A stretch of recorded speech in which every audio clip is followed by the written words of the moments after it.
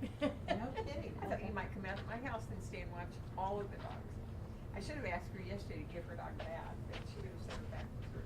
And since she's getting over the fractured back, I'll buy that. You'll let that one slide. Mm-hmm. Yeah. Well, it's warm enough. This time. We could just do it with the hose in the yard. Well, they've got a pool, which was the best thing and the worst thing I've ever bought. Because they get in there, they'll run and run and run and run, and then they'll go plant themselves in it, and then they come in the house. All over the place. And I spend most of my time mopping the floor. But I have a very clean I'm sure. So, if we wanted to blame, put the blame on Really, it's all somebody. my fault. It really is all my fault, you know. That it's been so hot, you know. Mhm. And they get out and they run really super hard, Yeah.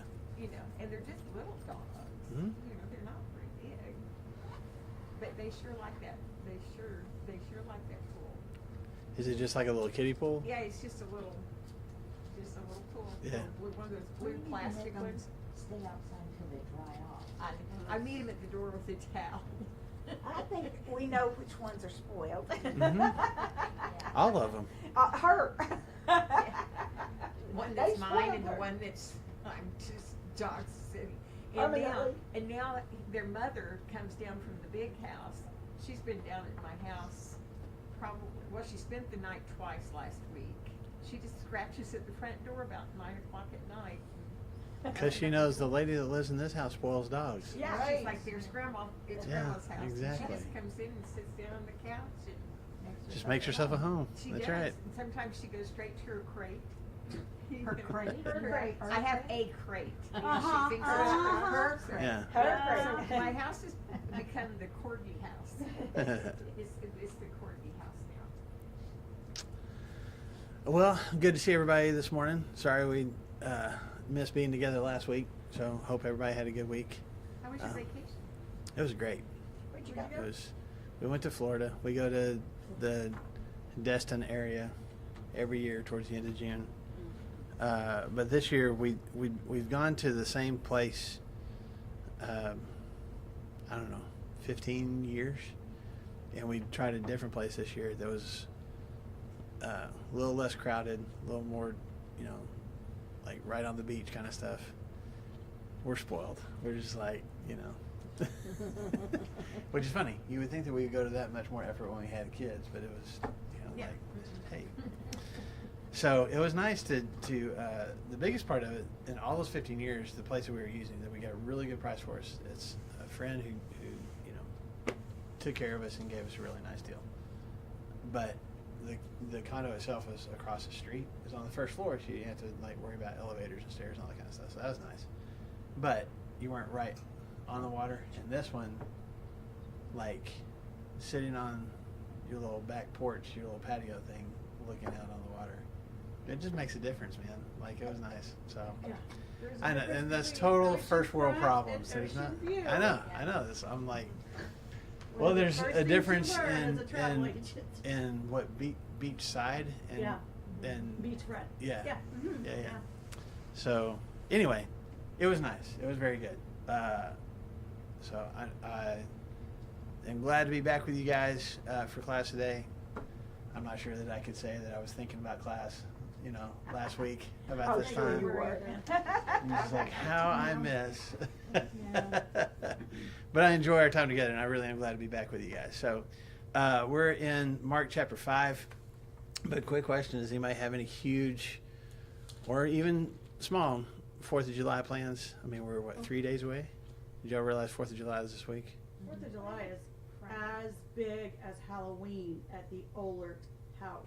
So do y'all dress up? Oh, we have a tie-dye party. Okay. We did that Sunday, and all the kids tie-dye a T-shirt. And That they are going to wear on the 4th of Yeah, July? oh, yeah. Oh, Okay. In Okay. Jerry's Uncle Sam. Yeah. And He kind of has a look. Do you have like a Yeah. hat for He him? has a hat. He has glasses. Okay. Yeah, the whole. Yeah. Yeah. Fireworks? We go to the warehouse, like the Hale Firework Warehouse. Okay. We've already been. Okay. Yeah, and if you spend I'm not A gonna certain say- amount. if you spend a certain amount, they'll give you a huge discount. Yeah. So we sent a You got the discount. Let's Yeah, just put it got that the way. discount. You got the discount. Good for All you. right. So we have all our friends over, we do a cookout, Nice. She had to have surgery. Nice. and we can I see have not the heard yet. cities from our house. Oh, cool. So, Do they do theirs on the 4th of July? yeah, at, Okay. Memorial Park or wherever Yeah, it is yeah. now, yeah.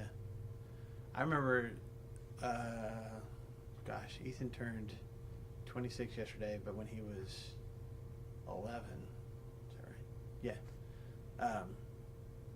They had the state, I'm trying to remember, the All-Star team in baseball. He was on the Rogers All-Star team, but Bentonville was hosting, and it was during the 4th of July, the state was. And so that was one, like, they stopped all the ball games at a certain point, all the night games at one point, to just, because it was at Memorial Park. I mean, we're just like Yeah. all like sitting in the outfield just Right in there. watching. Yeah, we were Yeah. like, shrapnel was falling on us and all that kind of stuff. It was great. So When um, did Rogers move theirs from the 3rd to the 4th? I don't know. Goodness, Rogers has always done theirs on the 3rd. They're doing it on the 4th this I'd take it up with the mayor. I have no idea. year. Take it over the mayor. Yeah. I mean, the neighborhood I used to live in, it's more like individual kind of stuff. Like there's like people on the streets kind of It do some started things. 2 weeks ago. Okay. Yeah. Oh, yeah. Oh, yeah. But the neighborhood that we moved into a few years ago, man, they like, it's a little scary almost. Like there's so much stuff going on. And there's so much, and like the neighbors across the street from us really get into it, which is fine, no judgment. It's just like, depending on how windy it is, you know, you have a lot of stuff, and they do as Okay, good a they- job as they can of picking up all Okay. their stuff. But it's still like, I'm mowing over stuff for the next couple weeks, you know. Yeah, see, that's a So- given in my home. If you're there, if you're living in the home, you're gonna be up at Yeah, 8 o'clock the next day picking up all the neighbors' yards. yeah. There was one time, this is probably 20 years ago, in Whispering Timbers, the neighborhood next, we went over to the Bowman's house, and their neighbors, or maybe they were 2 doors down from us, this dude pulls up in an old, I remember the old, like, Toyota, like the little small Toyota trucks, you know what I'm saying? Like an old truck like that, with just the bed of it full of whatever. I don't even know what all was in it.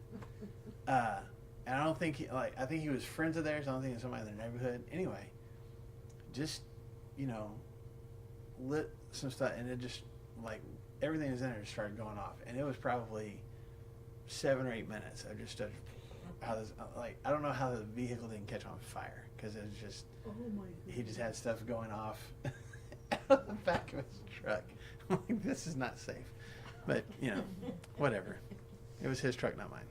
So, Well, I don't understand. The 4th of July used to be the 4th of July. mm-hmm.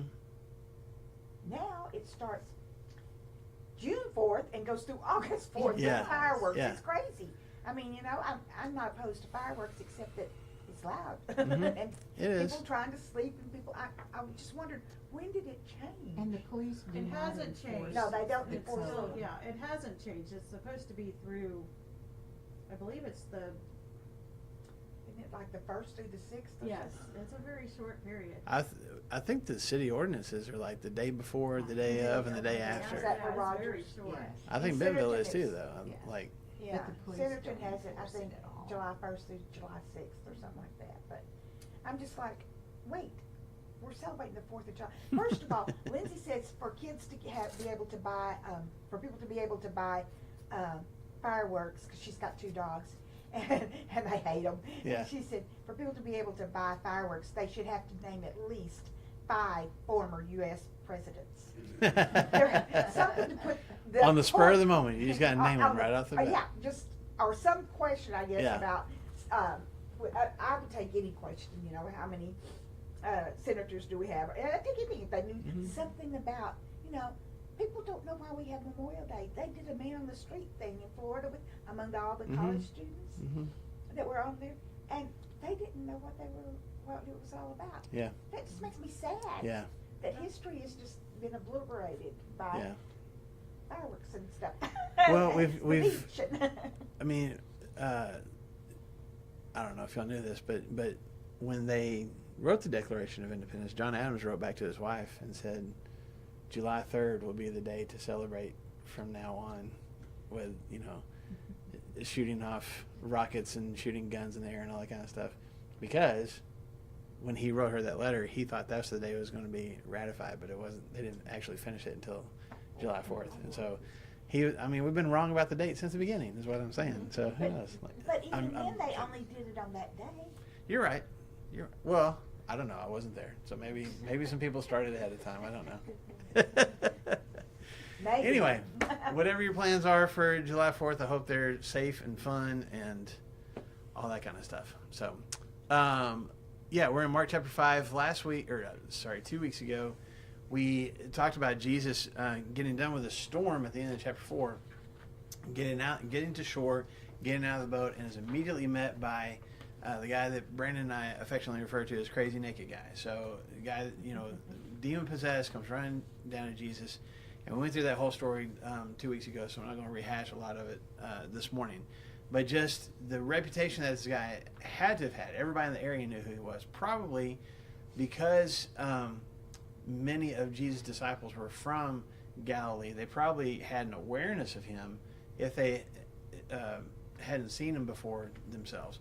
But Jesus ends up healing them, casting these demons out. They go into some pigs. The pigs go running off down the hillside into the lake and drowned. But one of the things that after that, the guy gets some clothes on, he's in his right mind, and the people who witnessed all this went back and told the people in town about it. The townspeople come out and are so amazed by the healing that has just taken place that they ask Jesus to do what? Leave. Go away. Yeah, go away. Okay? So there's more fear of, I guess, Jesus' power than there is a desire to see more of it on display, So they don't even want to know the message. They don't even, just like, whoever you are and whatever power you have, you need to take it away from us. We don't want to hear, okay? And that's where we ended class last week, is Jesus getting back in the boat. And, of course, the demon-possessed guy wants to do what? I want to go with you. Makes sense. This tormentuous life that he has been living for who knows how long, and he's been set free from it. Of course he would want to go with the person that set him free. But Jesus doesn't allow him to, and tells him instead to do what? And tell everybody. Go tell people what you've experienced, which is different than what Jesus has been saying to most people that he's been healing at this point. Most people that Jesus heals to this point, not all of them, but most of them, he's said, don't make a big deal about this. If it was leprosy or whatever, go talk to the priest, go do whatever process you have to go through, but don't, and especially the demons, stop telling people, stop calling me by my name, again, Jesus is trying to, I think, protect not just his reputation, but people's perception of what he's there to do. But this guy, specifically, Jesus says, you need to go tell people what you've experienced. But he doesn't say, go tell them that Jesus of Nazareth healed you. He says, go tell them what God has done for you. Okay? Which I think is intentional. And I think that's really what the purpose that Jesus gives this guy is, just to, I guess, make sure that he recognizes this is God that has done this for you. This is what God can do for people who have these demons in their lives. Okay, so let's go from there. He gets back in the boat, and if you're part of, or if you're one of the disciples, let's just imagine here, you spend a whole day either on the shore or in a boat, because Jesus was in the boat at the end of chapter 4 teaching and preaching because people were crowding around him. And so when nighttime comes, like, hey, let's go across the lake, that's when the storm hits. So you survive the storm that you thought you were going to die in. You somehow get across to this other part of the lake. Crazy naked guy comes running at you and just scares you to death. And then the townspeople are like, kind of threatening you. Get out of here. Go away. Don't stay here. So you get back in the boat. I mean, if I'm one of Jesus' disciples, I'm like, man, let's go home. Or go somewhere. Let's go on vacation. This has been a stressful day. Like, let's call the ministry off for a couple of days. They go back across the lake, and we don't get specifics from Mark as far as like exactly where they landed. So maybe they came back to Capernaum. Maybe it's another one of these cities around the Sea of Galilee. We're not totally for sure, but it's probably a larger city because it has a synagogue in it, and I'll talk about that in a minute. But when they come back across the lake, in verse 21, Jesus had again crossed over by boat to the other side of the lake, and what's waiting for him? Another large crowd. A large crowd gathered around him while he was by the lake. So we're still not getting any kind of reprieve. We're still, I mean, I don't know if it's been, 24 hours. Maybe some of them napped on the boat ride over. But Jesus himself has to be exhausted, plus the disciples that are with him, right? Okay, so a large crowd is there. Let's look at verse 22. Then one of the synagogue rulers named Jairus came there, and that's how I pronounce that, since I've pronounced it that way since I was a kid. So some people say Jairus, some people say Jairus. I can't get out of the habit of saying Jairus, so I know that's not probably how it's spelled, but that's how I've pronounced it for 40 plus years of my life. So, okay, seeing Jesus, he fell at his feet and pleaded earnestly with him. My little daughter is dying. Please come and put your hands on her so that she will be healed and live. And so Jesus went with him. I'm just going to pause right there. Okay? So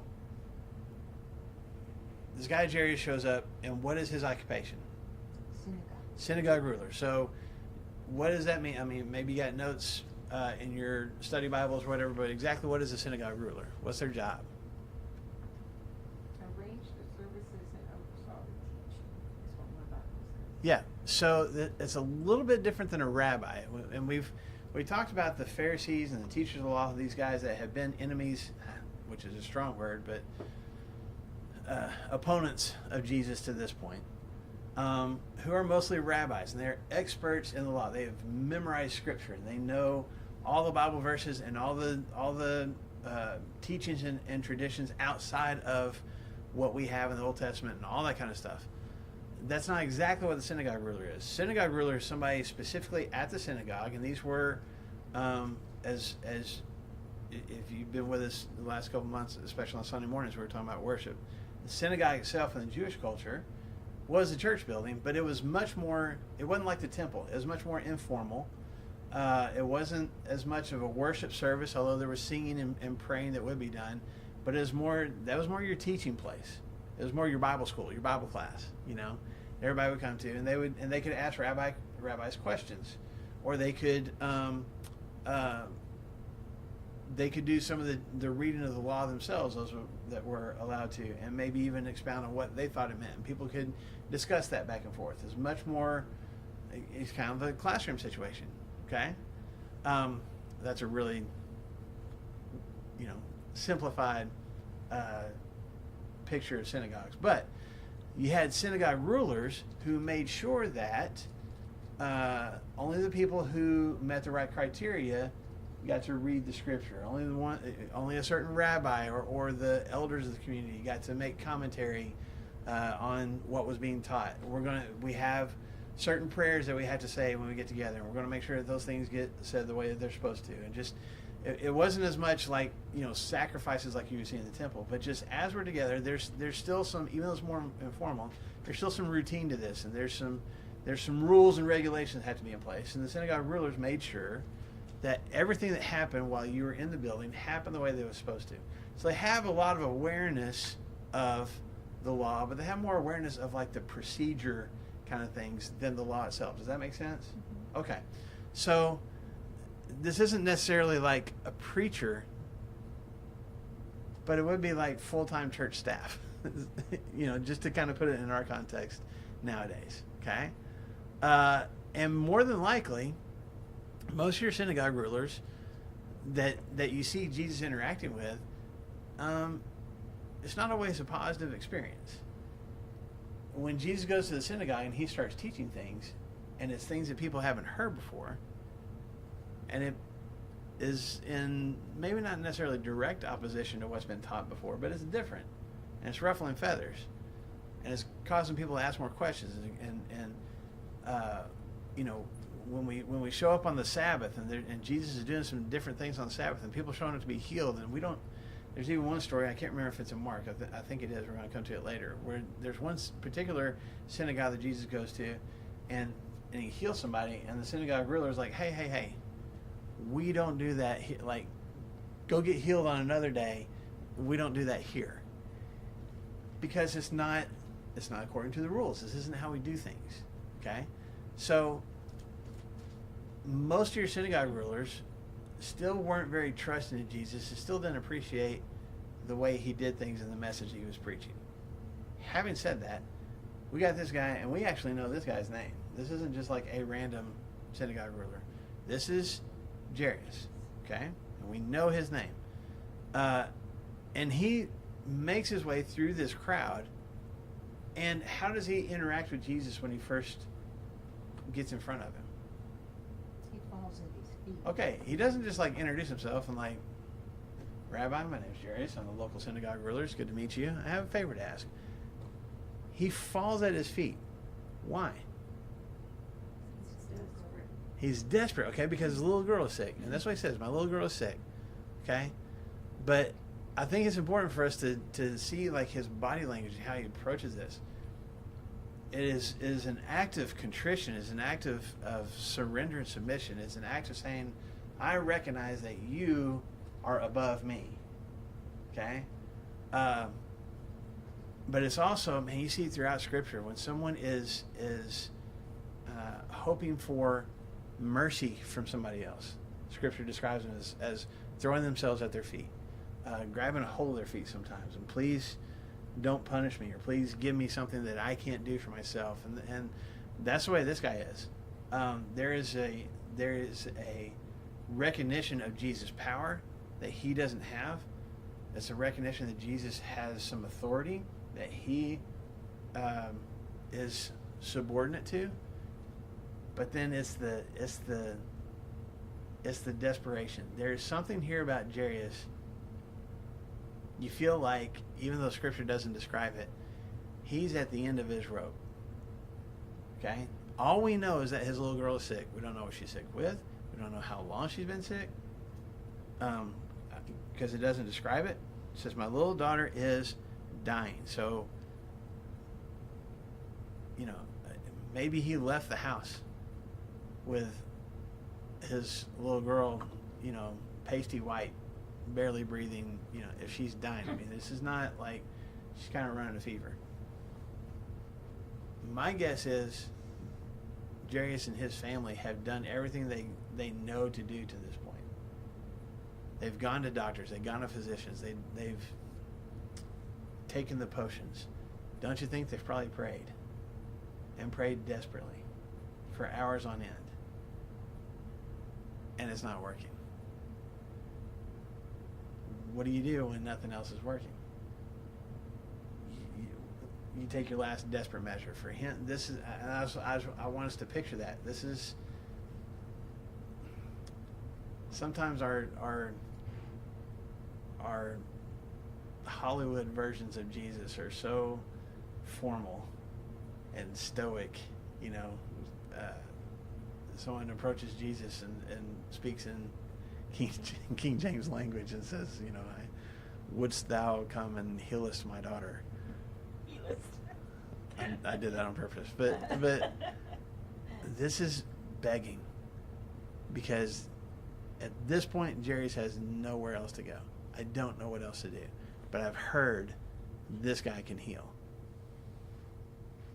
So he comes and begging him, and he just tells him, if you'll just put your hands on her. Because who has Jesus healed so far? Demon-possessed people, lepers, even people with fevers, right? So there's an awareness of Jesus' reputation, and there's a desperate plea here. Okay, and Jesus agrees. So with this huge crowd around, which I'm sure there's other people that want to be healed too, Jesus goes with him, okay? Still in verse 24, a large crowd followed and pressed around him. Verse 25, and a woman was there who had been subject to bleeding for 12 years. She had suffered a great deal under the care of many doctors and had spent all she had, and yet instead of getting better, she grew worse. When she heard about Jesus, she came up behind him in the crowd and touched his cloak, because she thought, if I just touch his clothes, I will be healed. Now, you may have already read ahead. I'm sure most of us have heard the story before, okay? I want to pause right there before we see what happened. So there's a lot to be said about this woman, even though we don't know her name. And you got this huge crowd, and this woman comes out, and she's got this bleeding condition, okay? Mark doesn't go into any more details than that. So, some of your translations will say that she was hemorrhaging. We don't know for sure exactly where the blood was coming from. Most scholars think this it would basically be like her on her period, but every day, constantly having this bleeding condition, constantly hemorrhaging blood, for 12 years. Okay. I read one scholar said, given the average life expectancy of people, back in this time, she would have, if she's an adult woman at this point for 12 years, this probably started right after she hit puberty. And this has just kind of been her life, her teenage and adult life to this point. She's been going through this bleeding. Okay, now you can just imagine the pain and embarrassment of that as is, especially in a time when you don't have as much discretion, you don't have as much ways to stop bleeding or control it, or those kinds of things. This isn't something she could hide from people. Just the embarrassment that would come with it, besides the pain and besides the social humiliation, just being embarrassed about that. All right, now. Wouldn't she also be considered unclean? Yes, and that's the other part. So hold your finger there in Mark chapter 5, and we're going to go all the way back to Leviticus chapter 15. Leviticus chapter 15. And I want to read several verses here, so be patient with me. If you start in verse 19 of Leviticus 15, and by the way, Leviticus is basically a book of law, is what people call it. So it's a bunch of rules. Some of them are for the priests, some of them are for the people, some of them for both. And just kind of, here's how we're going to live life. Here's how we're going to live our everyday life as God's people. Okay. Verse 19, when a woman has her regular flow of blood, the impurity of her monthly period will last 7 days, and anyone who touches her will be unclean till evening. Anything she lies on during her period will be unclean. Anything she sits on will be unclean. Whoever touches her bed must wash his clothes and bathe with water, and he will be unclean till evening. Whoever touches anything she sits on must wash his clothes and bathe with water, and he will be unclean until evening. Whether it is the bed or anything she was sitting on, when anyone touches it, he will be unclean until evening. If a man lies with her, and her monthly flow touches him, he will be unclean for 7 days. Any bed he lies on will be unclean. And then jump down towards the end of chapter verse 31. You must keep the Israelites separate from things that make them unclean, so they will not die in their uncleanness for defiling my dwelling place, which is among them. All right? So, that's just the monthly period. You're just considered unclean, okay? Not just physically, but spiritually. You're considered unclean. You can't go to the temple. You can't be around other people. And anybody that touches you or touches anything that touched you, they themselves are unclean, at least for the rest of that day. And if a husband has sex with his wife while she's on her period, he's unclean for the next 7 days. Okay? So that tradition, that law, carried forward all the way till Jesus' day. Okay? Not done yet, though. Go back to verse 25.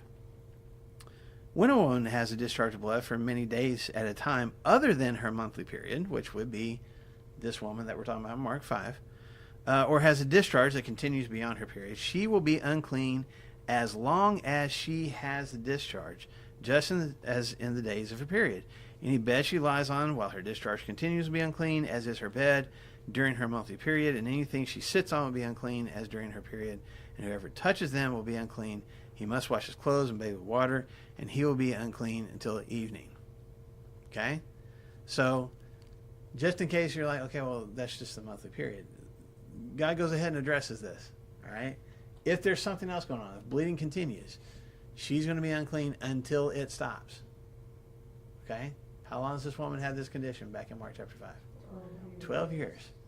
12 years of her life, she has been unable to experience normal Jewish life. Because, physical touch.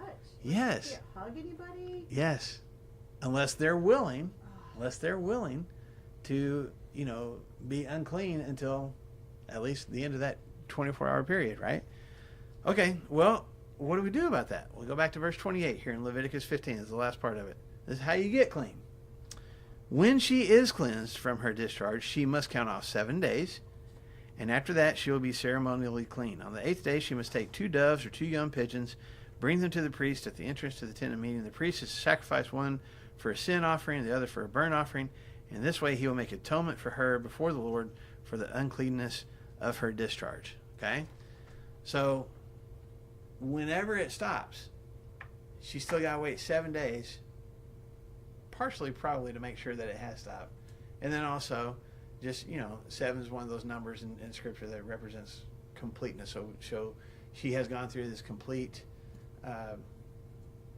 cleansing process, so to speak, and goes and makes these sacrifices, and then she's considered clean again. So she can be around people, and they can touch her, and she can go to the marketplace. She can go, and not be in trouble and not risk making other people unclean.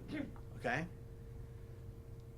Again, this is hundreds and hundreds of years before Jesus, but this was still the rules when Jesus was around. I know she's had this condition for 12 years. I wonder if there were some times, especially if she tried some of these remedies, where it stopped for a day or two. And she thought, oh, this is it. I'm finally getting over this. And how devastating it would feel when it started back up again. Because now we're back to square one. And just going through it. And she wouldn't have the ability to go to live with anybody else, to live with her family. This would be the same thing. It literally would be the same as what they did to lepers back then. You have to go find a way to live by yourself. And the only way, especially besides the condition that she's in, she's a female, so she probably doesn't have any way really to sustain herself. So she is living on probably begging for scraps. Maybe she's got family that's looking after her and bringing her things, but we don't get any indication of that. Okay. Not only that, but it seems like it was the tradition in a lot of Jewish communities in Jesus' day that on those occasions, when you were in public places, when people were around, and maybe you were begging in the temple courts or on the roadside or whatever, you had to call out that you were unclean, so that people wouldn't accidentally touch you. And that was your responsibility, because if you didn't let people know that you're unclean and they touched you, and that made them unclean, that was on you. That was your fault for causing them to sin. So for 12 years, she's been ostracized by anybody that she could potentially be close to. And anybody that's gotten near her that might even be a total stranger, she has to call out, unclean, and has to keep everybody at a distance. So she, according to the rules of the culture of the day, she has to put a spotlight on her uncleanness on a regular basis. Not only live in it, she has to make sure everybody knows that she's living in it. Can you imagine? I mean, it's hard to fathom, honestly.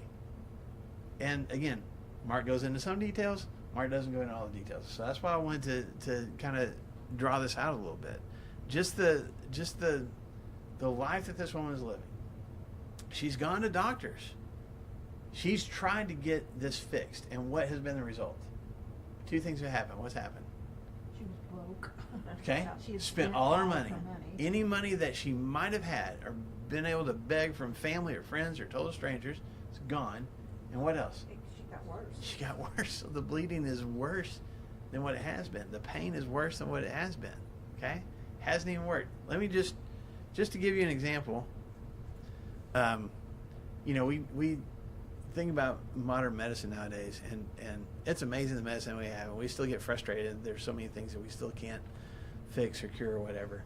But man, I've been listening to some history podcasts recently, and some of them talk about like just not that long ago, we were still bleeding people, and trying to get the bad humors out of their body, so that they'll, we haven't known about germs for more than like 100 years. I mean, fairly recent. Okay, so this is from a rabbi in Jesus' day. Okay, for someone who is having a bleeding condition that is not stopping, for a woman like this. Okay, this is what this one rabbi says. I'm just going to read this word for word. Take gum of Alexandria, of alum, and of Crocus hortensis, the weight of a zuzi each. I don't know how much a zuzi is, but however much that is. Let them be bruised together and given in wine to the woman that has the issue of blood. If this fails, then take of Persian onions 9 logs, boil them in wine, and give it to her to drink, and say, arise from thy flux being the bleeding condition, arise from thy flux. But if this should fail, set her in a place where 2 ways meet, and let her hold a cup of wine in her hand, and let somebody come from behind and affright her. Do you understand what they're saying? Scare Have her stand in a pathway where 2 pathways cross, hold a cup of wine in her hand, have somebody come up behind her and scare her, and say, arise from thy flux. But if this should do no good, take a handful of cumin and a handful of crocus and a handful of fenugreek, I don't know what that is, and let these be boiled and given her to drink, and say, arise from thy flux. But if this should also fail, then dig 7 trenches and burn in them some cuttings of vines that are not 4 years old, and let her take in her hand a cup of wine, and let her be led from this trench, and then set down over that, and then let her be removed from that and set down over another. So we're just going to lay her down in each one of these trenches while she's got a cup of wine in her hand. And in each removal, say to her, arise from thy flux. Okay. That's one rabbi saying, here's how you deal with these bleeding conditions that are He had her drunk. beyond. Yeah. That's what I was I don't know if this is all in one day or not, but man, she ain't feeling that pain anymore, that's for sure. So, and that doesn't seem all that painful, okay? But think about it, just like if this is probably one of the remedies that she tried, because like Jairus, you get to the point of desperation. I've done everything that I know to do, and I don't know what else to do. So a doctor says, well, let's try this. Well, let's try this. Let me come up behind you and scare you. Maybe that'll work. And and as silly as that sounds, I mean, they did it with all seriousness. So what possible solution does she have left? She's heard about this guy Jesus, and she's heard that he heals people. He's healed demon-possessed people. He's healed people with fevers. He's healed shriveled up hands. He's healed lepers. The lepers that are ostracized like I am, and the lepers that can't do anything about their skin condition and are unclean like I am. Maybe there's something he can do for me. And even as she thinks that, does she want to come running in front of Jesus like Jairus did? Does she want to bow before him and grab hold of his feet and say, I have this bleeding condition, can you please make it stop? What's her plan of action? Just to touch his clothes. If I can just touch his robe. I don't even have to touch him. Because if she touches him, what does that mean? He's unclean. I don't want to make him unclean. Yeah, it touches his robe and make him unclean too. But I'm just saying, like, there's something, like, I don't even need full recognition. I don't even need him to, like, unleash all of his power. I think if I could just touch, that's all I need. But she wasn't complying with the rules. No, she either, wasn't. Because she was in the crowd and she wasn't calling out unclean or Right. anything. She just made her way through the crowd Mhm. and reached out. and There's no touched. way that she couldn't have gotten through this crowd without touching somebody. So she is definitely inflicting, for lack of a better word, people around her with uncleanness as she's trying to make her way to Jesus. So again, desperate times call for desperate measures. She doesn't have another solution. She can't get to him any other way, at least in her mind. And she just kind of weaves her way, I'm assuming, through this crowd of people. Maybe some people recognize her, and like, oh, that's the bleeding woman. I don't know. I have no idea.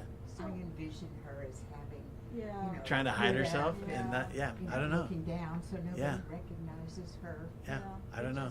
And to think of how known it was that Christ was there, because she might not have been in the town, in the port, Yeah. So for her to be wherever she was, outside of the city or whatever, Right. and to hear that it was coming. Right. And I feel like, again, Mark doesn't tell us the whatever city they came back to. Yeah. But Capernaum has kind of been kind of the home base that Jesus comes back to. It would have been big enough to have a synagogue. It was a big enough city. And so you got a synagogue ruler there. It's like right there on the lake. It's probably where Peter and Andrew were from. So we've hit that before. And I would assume if it's not Capernaum, it's a big enough city like Capernaum. So again, Jesus has healed multiple people there. Word has spread, and even among the outcasts, he's healed lepers.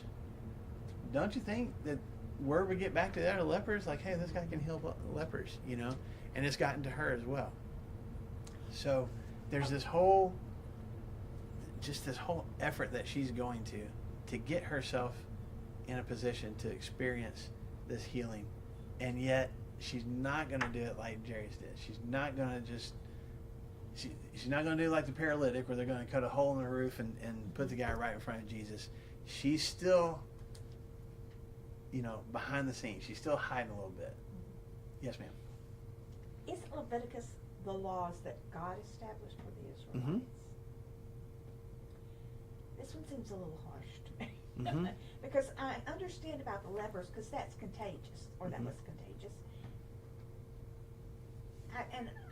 I think I have a reasonable understanding. This one just seems like, why would he punish her? She's already going through all this. Mhm. It's not, evidently not something she can spread. Yeah. That's a good question. Well, even the laws, by our standards, even reading through just what, women are considered unclean, again, not just physically, but spiritually unclean while they're on their periods. Well, that doesn't seem fair, because it's not something they can control. And then an additional 7 days, so Yeah.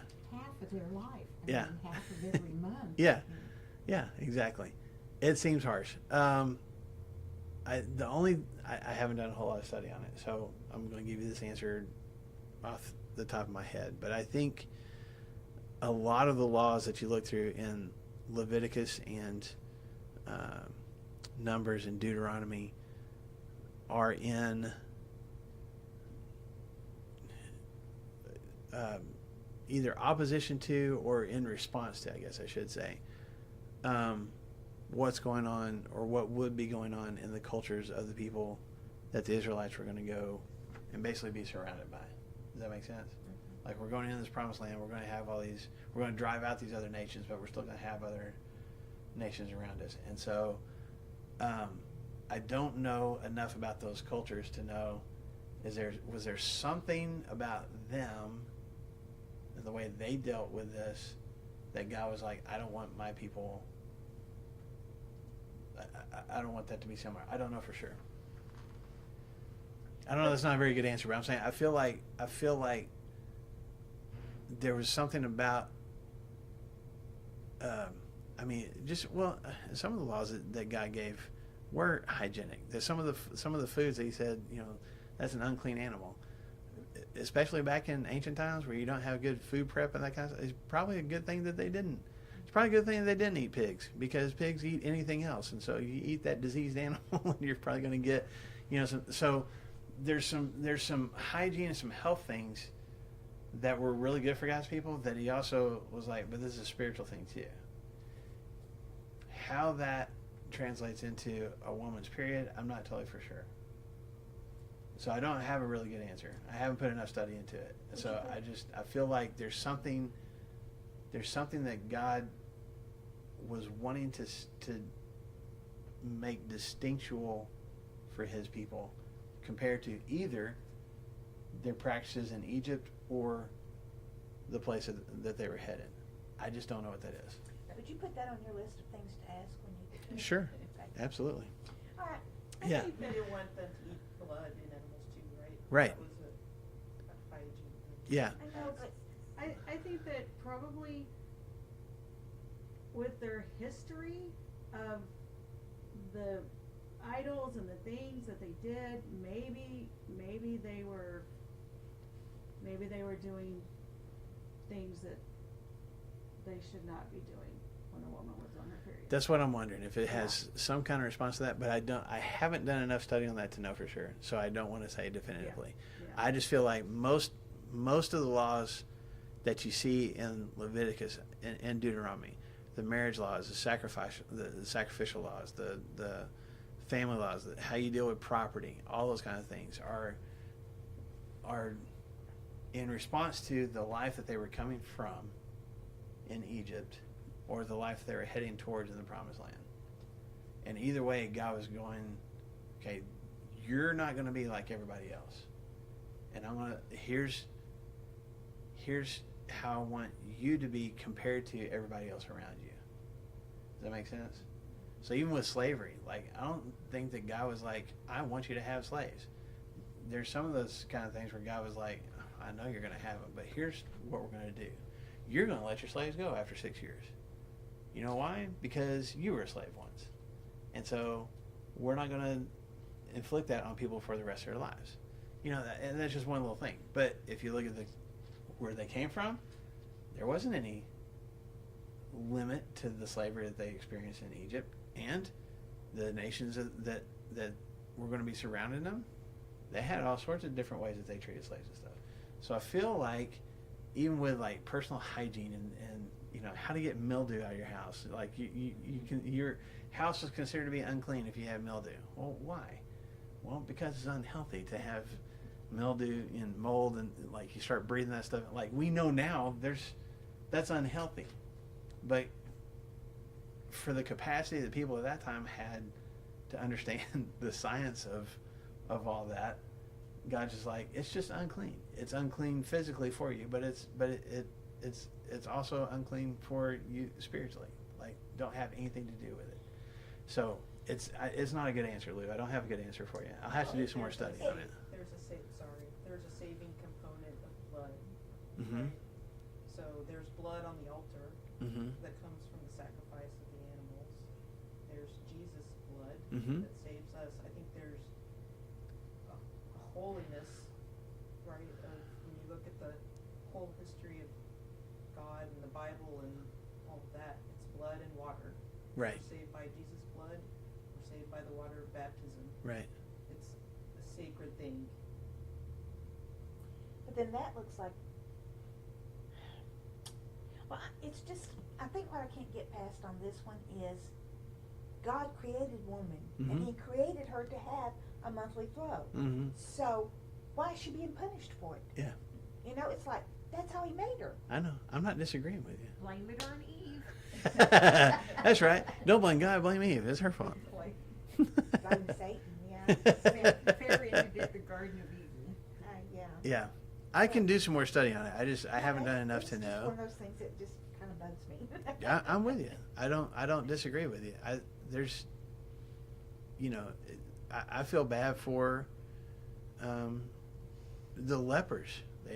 And, you know, you talked about leprosy being contagious. It wasn't necessarily because when you see the word leprosy in Scripture, that's all sorts of infectious skin diseases. And I would even say it's not necessarily infectious. It's just a skin disease. But we just have this. Well, no, we have this word, leprosy, that's just kind of umbrella word for whatever the skin disease was. Which is why, when you read through Leviticus, it's like, well, if you have somebody who has leprosy and then it goes away, then here's the process to go to the priest and show that it's gone away. Well, leprosy doesn't go away. So how did that because it's not all leprosy. Does that make sense?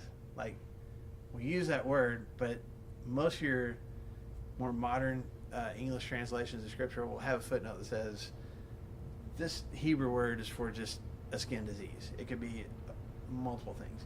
But even leprosy itself isn't necessarily... What's contagious about it is having this disease and getting that in your blood. So, like, I have a cut on my hand, and you have a cut, a cut on your hand, and then somehow we transfer blood. That it could be some other way besides just skin-to-skin contact. You know what I'm saying? So, somebody with leprosy that has leprosy on their hand, if I come up and touch them on the shoulder, am I now going to get leprosy? No, it's not. It doesn't work that way. But again, in a culture that didn't fully understand medical science like we do nowadays, there was something that God wanted. Like, I don't want you all to deal with these diseases. And instead of explaining to you the science of how germs work and all that kind of stuff, just know that person's unclean. And when healing takes place, they get to come back and be a part of it. And we're going to be fine. But there's also, going back to what you were just saying, there's a spiritual aspect when you think about, when we talk about sin. I mean, we use kind of the same kind of phrases when we talk about how sin infects us, infects our hearts, hurts us, is infectious. When I sin and then I pull you in, I mean, what did Eve do? She pulled Adam into sin with her. You know what I'm saying? Like, there's a commonality as far as the impact that sin can have in our lives and cause us to bring other people into those sinful acts with us, right? So I think there's something with the spiritual part of being unclean. I hope this makes sense in my head. I don't know if it's making sense as I'm saying it out loud. I think that's part of it too, where God is having people deal with their physical uncleanness as a way to also teach them about spiritual uncleanness and how ungodly things can be infectious and how influential sin can be, not just in my life, but in your life, the more we spend time together, and somebody else's life. Does that make sense? So, again, I don't think it seems harsh, the treatment that God prescribes for women on their period in the book of Leviticus. I'm agreeing with you. I'm just saying, I think there's probably more to it there that I haven't done enough study on to really investigate the whole spiritual aspect of this that I need to do more study on. That's a long way around to saying that. I don't know. So, okay, But let it me... sounded good. Thank you. So I really don't have an answer to your question, I guess is what I'm trying to say. So, let me do, well, I took longer on that than I intended to. I apologize. Can we talk about how Jesus was now unclean, right? I mean, in their... Well, yeah, except, I mean, so Right? this, yeah, but... I mean, according to the law? But here's the rub, and this is where the rabbis had a problem with him, because the same thing happened when he dealt with leprosy, right? The guy said, I mean, if we go back and read that story, was in that was in chapter 3, 2. Let's see real quick. Three. 1. Very beginning. Oh, No, it's one? chapter 1. Oh. I know it's in Matthew chapter 8 because I remember that one, but it's in Mark chapter 1 where in verse 40, a man with leprosy came to him, begged him on his knees, if you're willing, you make me clean. Filled with compassion, Jesus reached out his hand and what? Touched the man. And I told you guys when we were going through that, that Greek word for touch is not like to tap or to poke. It's to grab a hold of.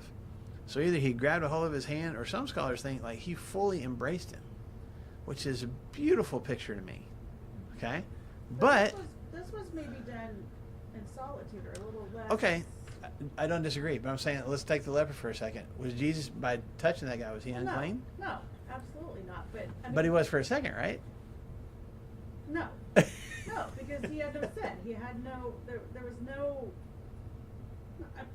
No, I don't think he did. Okay. I think he was unclean at all. Okay.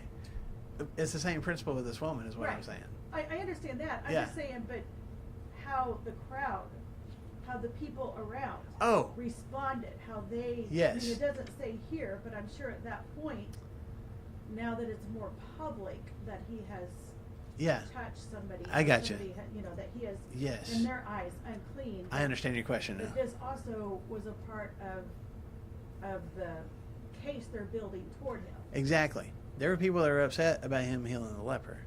And this is, Jesus kept butting up against this because it was like, well, I'm not unclean because I healed him. At what point, when the touch took place, were we clean or unclean? And Jesus is like, that's not the point either way. Yeah. And I think it's the same thing with this one. I think he would say the same thing to this Yeah, I one. agree But with you're you. right. There's people probably in the crowd like, oh my gosh, we know her. Mm-hmm. You know, and a rabbi let a woman touch him in Yeah. public. Forget the fact that she's unclean already. Rabbis you didn't physically touch a woman in public, period, but especially as a rabbi.